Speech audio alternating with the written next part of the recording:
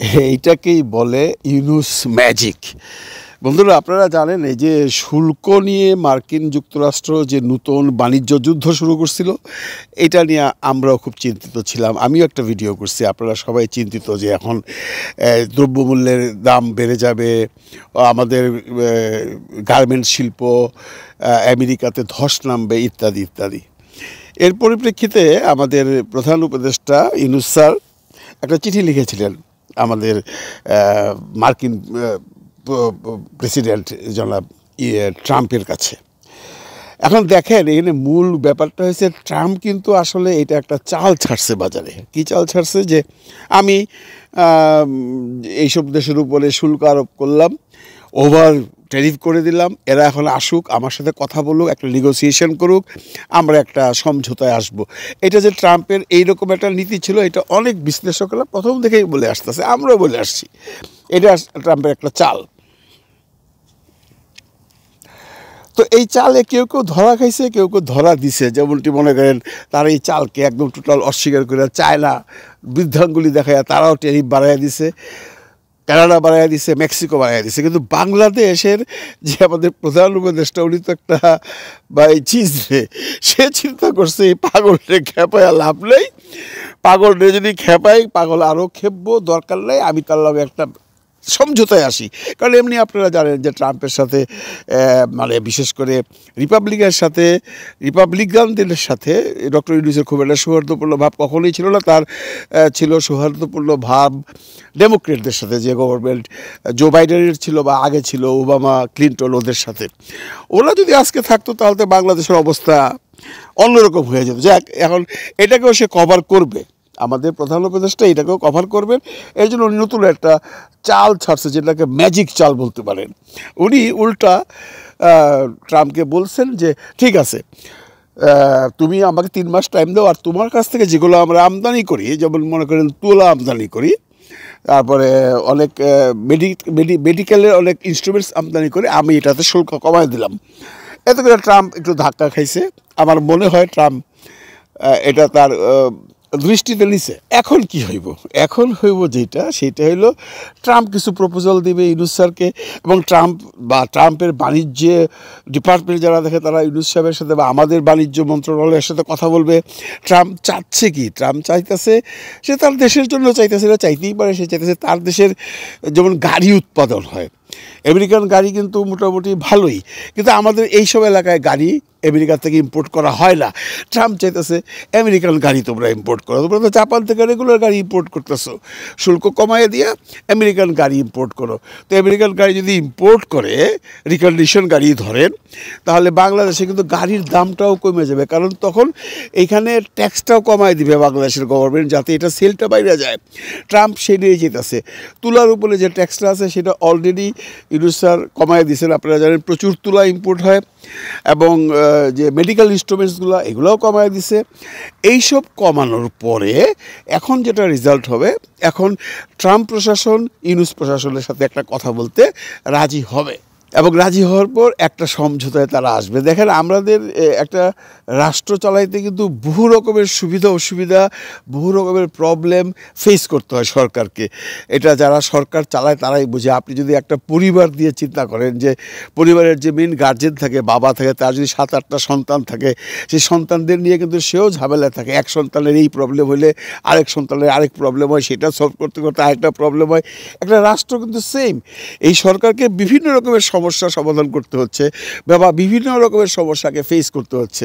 আজকে একটা নতুন সমস্যা আপনারা পেয়ে গেছেন অলরেডি, যে ইন্ডিয়ার সাথে আমাদের যে ট্রানজিট চুক্তিটা আছে সেটা বাতিল করে দিয়েছে ইন্ডিয়া। হ্যাঁ, এখন ইন্ডিয়া বাতিল করছে, যে ইন্ডিয়া তাদের মতো বাতিল করছে, আমাদের কি হবে? অনেকে ভয় পেয়ে গেছেন, অনেকেই ভাবতেছেন যে এইবার বোধহয় ইন্ডিয়া আমাদেরকে চাপে ফেলাইয়া দিয়া আমাদের কাছ থেকে অন্য কিছু আদায় করবে। আমার মনে হয় না। এটা ডক্টর ইউনুস, উনি আবার একটা নতুন ম্যাজিক ছাড়বে, যে ম্যাজিকের ফলে দেখা গেলো যে এইটাও একটা এসপার হয়ে গেছে। এগুলো নিয়ে কোনো চিন্তা করার কারণ নেই। সমস্যা আসবে, সমস্যার সমাধান হবে। কারণ ইউনুস সাহেব যে কি চিজ, এটা কিন্তু আজকে যে সামিট ছিল, বিজনেস সামিট, ওইখানে দেখায় দিচ্ছে। আপনারা নিশ্চয়ই দেখছেন আজকে উনি ওই যে সামিটে যে বক্তৃতাটা দিয়েছেন, মানে ৭১-এর কথা বইলা উনি খুব ইমোশনাল হয়ে গেছিলেন, তারপরে ৭৪-এর কথা বলতে বলতে উনি কান্না করে দিয়েছেন। এই কান্না কিন্তু অভিনয় না বন্ধুরা, যদিও তার শত্রুপক্ষ এটা নিয়ে অনেক রকম মিম তৈরি করতে পারে, কিন্তু উনি ৭৪-এর সেই বন্যাটা মনে করার পর ওনার চোখ দিয়ে ধর করে পানি পড়ছিল এবং উনি কথা বলতে পারছিলেন না। আমি ওখানে গিয়ে দেখলাম অনেক দর্শক, অনেক শ্রোতা নিচে কমেন্ট করছে যে আমরাও ইউনূস সাহেবের এই কথা শুনে আমাদের চোখ দিয়েও পানি পড়ছে। ওই হলে যতগুলো মানুষ ছিল, যতগুলো ব্যবসায়ী ছিল, ওই হলে যতগুলো গেস্ট ছিল, আপনারা একটা জিনিস মার্ক করছেন, অনেক বিদেশি গেস্ট পিছনে দাঁড়ায়ও রয়েছে। কি পরিমাণ সাকসেস একটা সামিট উনি করলেন, এটা রেজাল্ট হয়তো আমরা পাবো, একটু সময় লাগবে। এখন দেখবেন এইটা নিয়ে ওনার যে শত্রুপক্ষ আছেন, যারা ইউনূস স্যারকে পছন্দ করেন না, তারা বলা শুরু করবে, কি পেলেন ইউনূস সাহেব, এত বড় সামিট করে কি পেলাম আমরা, কি দিলাম আমরা, কি নিলাম, এই ধরনের অনেক কন্টেন্ট আসবে।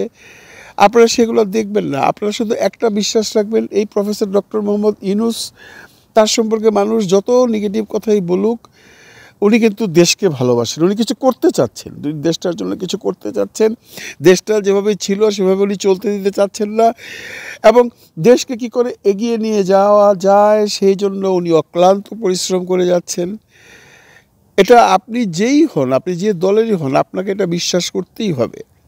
ওনার এই নিঃস্বার্থ ভালোবাসার পিছনে কারণ কি? ওনার নিঃস্বার্থ ভালোবাসার পিছনে কারণ একটাই বন্ধুরা, ওনার বয়স হয়ে গেছে। উনি জানে যে আমি আর কতদিন আছি পৃথিবীতে, আমি এমন কিছু করে যেতে চাই যে বাংলার মানুষ আমার কথা অন্যান্য যত নেতা আছেন তাদের চেয়েও যেন বেশি মনে রাখে। আমি চলে যাওয়ার পর যেন মানুষ বলে যে না, প্রফেসর ডক্টর মোহাম্মদ ইউনূস আমাদের দেশের জন্য এই করে গেছেন, তার নামটা যেন সারা জীবন থেকে যায় বাংলাদেশের ইতিহাসে। কারণ ওনার আর পাওয়ার কিচ্ছু নেই, ওনার টাকা পয়সার অভাব নেই, ওনার পরিবারে এমন কেউ নেই যে আপনার সন্ত্রাসী করে বা চাঁদাবাজি করে নিজের পকেট পুরবে, এটাও আপনারা জানেন।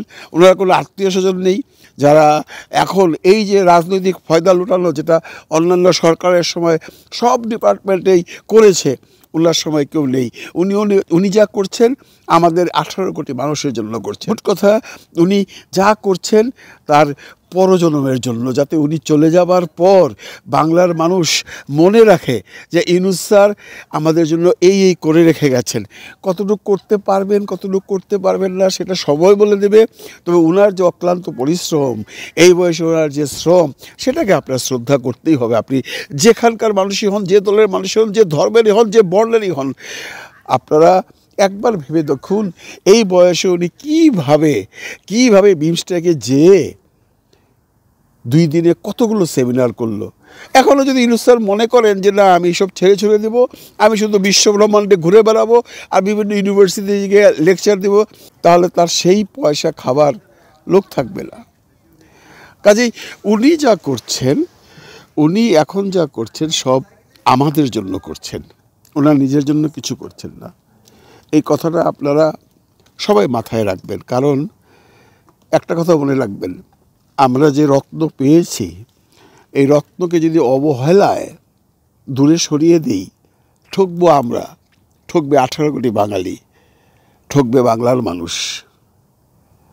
ভালো থাকবেন সবাই, ভালো রাখবেন সবাইকে। খুদা হাফেজ।